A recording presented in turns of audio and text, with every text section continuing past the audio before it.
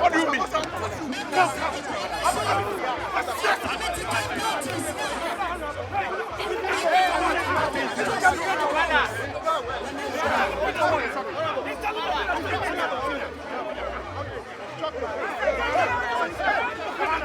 No.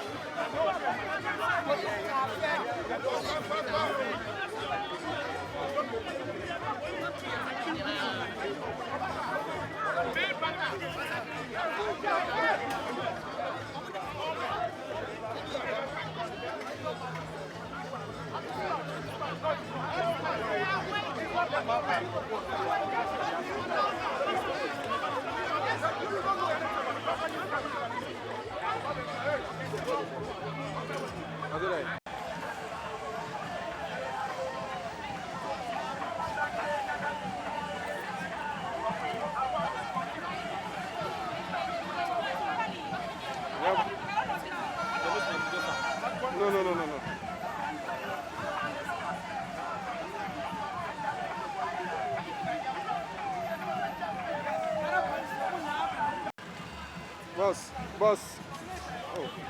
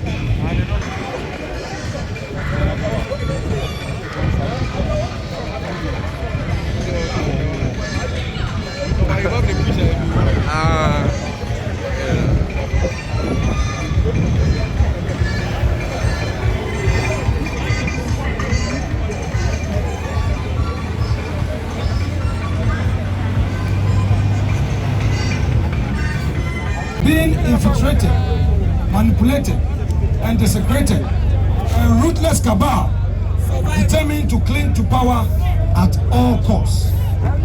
A third-term agenda. Even before NDC under President Mahama could assume the reins of government, we saw a violent assault on our constitutional order. They established the so-called ORA, a committee without any legal basis or constitutional backing, which engaged in flagrant illegality. That was the opening salvo in what has now become a full-blown campaign to dismantle our sacred democratic foundations. Under candidate Mahama's leadership, the NDC deployed mercenaries and thugs to police stations and collation centers across the country. And we all know what happened late last year. Honorable Ekuya Ifriye, who has warned Abdulkumanov that EC is asking for security to enable them declare. NDC is saying they are not going to provide security. What is preventing the IGP, the previous IGP and the current IGP, what is preventing them from providing security for the Electoral Commission to complete its mandate? What we see is intimidation, bullying of state institutions, including the Electoral Commission. These mercenaries and thugs did not only brutalize our parliamentary candidates, agents and supporters, they mutilated our nation. They inflicted physical harm, burned down Electoral Commission offices, and destroyed vital public property. Yet, to this day, none of them has been held accountable in a court of law. Now, under NDC, impunity reigns, and it is at the very top. Since assuming office, His Excellency the President has weaponized the security services, deploying them in retrogressive PNDC-style raids on the homes of political opponents. Dr. Addison, former Governor Bank of Ghana, and Kenoforiata are victims of such onslaughts, including the ADC to former Vice President Muhammadu Buhari. We say to NDC, this is not governance. It is tyranny, cloaked in the robes of democracy. Additionally, President Mahama has arbitrarily dismissed senior military officers with years of faithful service. He has gutted the Ghana Armed Forces of professionals, experience, and neutrality. Our military, once revered for its non-partisanship, is now being painted in NDC colors. This is dangerous. This is a dangerous betrayal of the Republic. And why? Because President Mahama no longer sees himself as a president. He fancies himself an autocrat, a ruler for life. A number of guests at his inauguration told this story. Military dictators, authoritarian sympathizers, men of iron fists and empty conscience. And as if to erase all doubt, he donned full military regalia at a recent armed forces event, parading as commander of a nation he plans to subdue, not to serve.